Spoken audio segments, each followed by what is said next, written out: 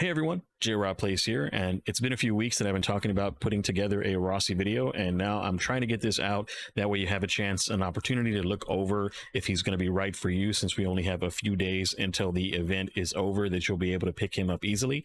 So right now we have 3 days and 9 hours as the recording of this video. I'm going to try to get it out today on November 2nd. So let's start out by talking about who Rossi is going to be good for.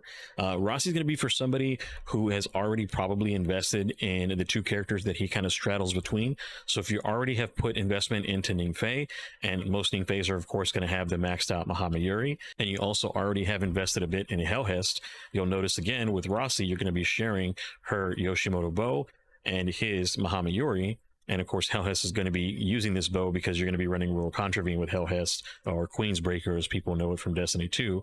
And so because of that, he's a really good merger of the two when it comes to his abilities and the things that he can do on top of being a defense character. So with him, you're going to be able to take out the Shikas that Ningfei is famous for being able to chew through because of the Mahama Yuri. You'll be able to chew through shields that normally most people can't. And then with the bow, of course, you'll be able to handle things like the Expanse. I was able to clear it just fine on my Rossi, and this week of course it's the Electrify one with ranged enemies and of course arc shields, and he did good, and it wasn't that much of a struggle. I was able to get even bonus keys. You have like the 7-minute time clears on both of these. I don't think I quite did it in 7 minutes. I did that with Helhest. I think I want to say I did it under 9 minutes with Rossi, and that's just because Rossi's a little slower when it comes to burning through things, and since you have to close the distance with him on some of the stuff, that did slow him down in the Expanse, especially toward the end, like the second to last level. You have that bridge that you have to cross that you can't really do anything. You have to shoot enemies from the other side, and you have that fall off distance from range. And so what I did is I jumped down onto like a pipe and I shot up at the guy while using Rossi's abilities. And also another great thing about Rossi, another thing that Rossi's really good at, is kind of negating damage that comes out from other enemies. So on his relic abilities, most people that have already seen Rossi for a bit know what his relic abilities do, but the arc cage is really strong because you can just envelop a boss in the arc cage and anything that it shoots out. So servers with that blast that ends up disabling your abilities, a lot of heavy shanks, for example, that put out a lot of damage in a short period of time, they'll be pretty much useless when they're in the arc cage. And then of course you have that wombo combo where you can run into a group of enemies, drop your arc cage down, they're going to suck in the whole room of enemies, and then you're going to hit them with the thread flow, and that thread flow is then going to penetrate to anything toward the back and then give you a shield. And of course with Rossi, his shield is going to be then consumed to give him more damage. You get arc strikes similar to how Ningfei has arc strikes. They just don't spread out as far, but they're going to do that initial shock damage. And so he's again is a nice balanced character, and since he's a 4-star and not a 5-star, that's the difference, and that's why he's not quite as strong as Ningfei, not quite as strong as Helhest, but a nice balance between the two. And if you've already picked up some of his talent trees, you're going to see that as you get along the talent tree, he's going to get a lot more resilient. Now, he's already useful early on. Once you get your initial arc ripple and you get your threaded flow, liberating melody, those are pretty much what you need to get his engine going. That way you get the overshield and you keep that overshield up, and you can lean into artifacts for overshields. Getting the additional overshield provided by Ionic Protection is nice, and then getting a faster photoelectric gate is nice with the additional damage, so you can actually clear out a lot more enemies with it and actually hit stuff. A lot of the bosses will dodge it because it's a little slow, so this is nice to actually hit some of the bigger enemies. And it was bugged at one point, and like one-shotting some of the raid bosses, for example. So that's something else that you want to keep in mind, is that as time goes on and as they fix some of the things, it's going to be useful, but it's not going to be as broken as it is right now. Now, for the arc cage health increase, that is really nice. That gives you more time to actually damage a boss from outside of the arc cage, or vice versa. If you're standing in the arc cage and using it as protection from a boss, it gives you that additional time where the boss doesn't shred that, especially on the end game, but it's not necessary. And then getting the additional thread flow is nice, but also not necessary. So really the tier 4 is where I would say like you're good. Tier 3 is nice, and tier 2 was probably necessary to get his engine going. Because when you're looking at the artifacts right now, I'm running Ring of Abundance. That's going to give me additional potency to my overshields received. And then I'm running Ring of Conversion. So when I do get healing for my abilities, that's going to give me more overshield. And you can always switch that out. A lot of people will switch that out for like an Unrelenting Evolution combo alongside of Unrelenting Ground. So you can stand still, take advantage of getting the armor for both of these. And then you can still do, like for me, I have the inverted fury, so I get 30% weapon damage bonus while the shield is present. And then I'm only running Benicle's Baptismal because it's such a high power item, so I can keep his power up. But I've been getting up his Ring of Vengeance, and that's each hit taken while protected is going to give me bonus damage out. And you do take a lot of hits because you're going to be right in the face of your enemies most of the time. But you can also run Ring of Reflection as well, and that's going to give you additional damage bonus while you're protected by an overshield for a max damage bonus of 20%. So the damage bonus can be technically less in some cases, but at least you have it more consistently. And if you have good stats, for example, weapon enhancement, which you're going to want to buff your Mahamiri, that's something that I would go with, and I would shoot for trying to get an exotic artifact version of that as well for his setup. So he's got a little bit of flexibility in his setup. He doesn't require like a whole set of new mods. If you don't want to, you can share a lot of mods that you already use with Ningfei or that you would already used with Helhest. But these are the mods that I already kind of had, and a lot of these I shared with the Tall since I have a higher into Tall. So that's nice, but definitely getting the Inverted Fury is nice, and definitely getting something that's either going to give you more weapon damage or that's going to give you like the Retributive Strike if you're taking damage to your shield, something like that to help boost his damage so that he can chew through enemies almost as quick as Ningfei. Not quite exactly, but almost. And when it comes to the game itself and where he shines at, obviously he's going to be great in strikes because you're going to be able to run him through a lot of the Grandmaster stuff and a lot of the Master stuff, depending on where you are in your journey as far as power goes, and he'll be able to handle his own. Now, he's obviously not as fast as Ningfei, but he's going to be a little tankier. He's not going to be able to heal himself at the same rate as Ningfei would be because of his ability spam, but he's definitely going to be able to reduce the damage outgoing to your team. So if you're on a team or if you're carrying randoms and they're taking a lot of damage, using his cage ability to really mitigate the damage going out or protect your allies, you can also work really well with characters like Gwen, for example, who does a lot of AoE damage by grouping enemies up for her to go in there and do her AoE on them. And just depending on your team and your group makeup, he's actually really good to be using in a lot of the challenge mode stuff.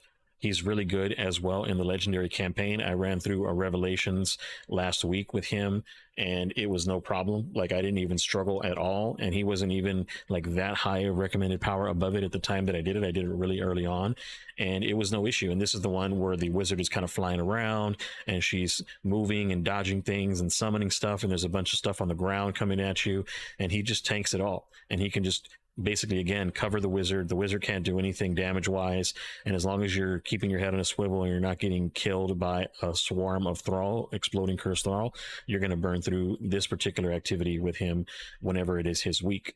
And so anytime that you have something that Ningfei would be good at, he would be good at. Anytime that you have something that Helhest might be good at, he's probably going to be decent at too. Now, obviously not as powerful from a distance, but once you close that distance and you're in the thick of things, he's going to be strong. I wouldn't say he's that great in shifting gates, just because the speed at which you have to play to kind of compete and to try to win. You're still going to be better off with a Ningfei or like an Ameko in this activity, at least having one or two of those on your team so that you can move your team around, and then whoever else from there. Wolf does okay. So he's not exactly the best PvP. And when it comes to other in-game stuff, specifically the Calamity Ops, he'll be able to hold his own just fine. And of course, as you see, like in this Calamity Ops, he'll be able to take out both the Piercing Shinkas and the Rapid Fire Shinkas, but he's just slow. So yes, you can kind of get by with maybe one Ningfei, one Rossi, and then one Helhest, but you would just be better off with the two Ningfeis and a Helhest at that point. So that's kind of the place that he suffers in. That's more of a function of the fact that Ningfei is a 5-star and he's a 4-star, and he wasn't meant to actually like outdo anybody else when it comes to that. He was just meant to be a nice balance between a range character and a close range character, and I think that they hit the nail on the head pretty well with Rossi. And again, he's really fun to use, and he feels good when he's moving through enemies, grouping them up for the team, negating boss damage. He's just a different style of play. So if you're already in a situation where you have like your 4 copies of him and you don't have a T4, T5, T6 Helhest. I would say Rossi's good for those people. And if that's the case for you, or you can get a couple more copies over the next few days, and you're not really interested in Maru, for example, he might be a nice alternate character just for a different flavor, a different way to play the game. Because, like I said, I ran through the Expanse with him. He did fine. He only struggled in the very end, in that second to last room where you're trying to get across that light bridge, and you can't really shoot the enemies from too far away with the Muhammad Yuri because of the damage fall off. So what I ended up doing was I ended up hopping down to like a pipe where I could look up at the big boss and shoot him from close enough where I could shoot through his shield and kill him. And I didn't know at the time, because this was earlier on in the weeks, but I didn't realize that they take a ton of damage when you break their shield. So it might be better in those situations to let the boss shield up and then pop a shield with the Muhammad Yuri. You don't really have to be jumping across and, like, you know, disappearing and reappearing and disappearing and reappearing just to kind of get all those enemies taken out in a decent amount of time. But again, with him, where other characters will have to hide when you're on the little conveyor belt, you can actually throw out his arc cage and you can cage up enemies that would normally be shooting at you, like some of the snipers, and that'll prevent them from doing any damage to you while you're clearing out the other enemies. By the time the arc cage falls off, then you can stun, for example, the Shinkas, things like that, and they won't be able to take you out, or even if they're in an enraged state, won't be able to take you out because the arc cage will be able to eat a lot of that damage. So again, he's got his abilities that make him really useful and make him stand out. He's just not Ningfei, obviously, and he's just not Helhest. And so that's pretty much my take on Rossi, is that he's in a good spot, that in-between character.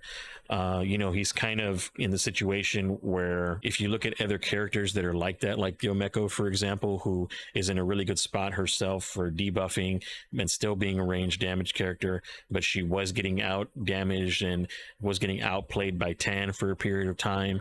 He's kind of in that same spot with Helhest and with Ningfei, where he's good at what he does and he's still strong at what he does. He's just not Helhest and not Ningfei. Again, I keep saying that, but these two characters basically power creep the game. Like, Wolf is fantastic for what he does, and he's actually the only 4-star that holds his own to me with all the 5 stars, just for my own personal play style. Estella is still strong at what she does. She's just not Helhest. You know, Helhest came out and pretty much nuked Estella when it comes to their same role. And even with the Estella buff, I still think that Helhest is still stronger and faster at killing enemies at a distance. And the summons are not quite the same, but again, very similar play style. And of course, Ningfei right now has no alternative. Ningfei, his speed, his ability to heal himself with his relic abilities, you know, his ability to get out in front and pull characters in Calamity Ops that are either, you know, purposely dying and reviving themselves or using the Unstuck, you know, different stuff like that. Ningfei is so strong for speed running, and right now the end game is speed running.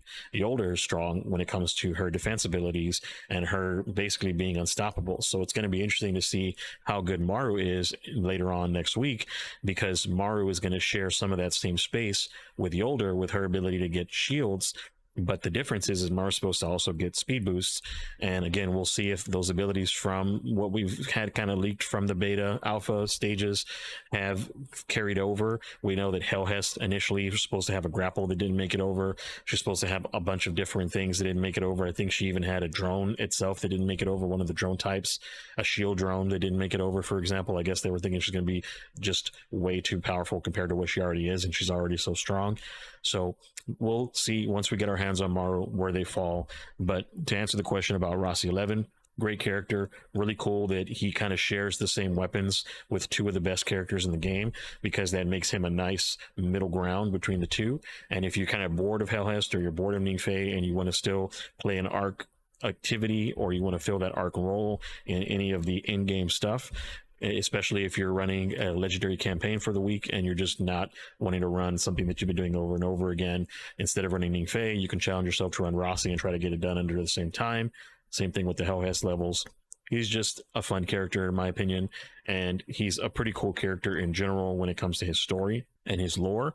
So definitely check that out. If you haven't pulled him yet, you can at least get that one copy, run through his story. It's something unique that hasn't been in Destiny before, kind of a unique setup and a unique twist. And I don't want to spoil it if you haven't seen it. If you have any questions about Rossi, or if you have any recommendations, anything that you have found that you're using with him, artifact setups, any of that might help people who are watching this video and help their setup going forward, go ahead and drop those down into the comments. Thanks very much for watching the end, and I'll see you guys in the next video.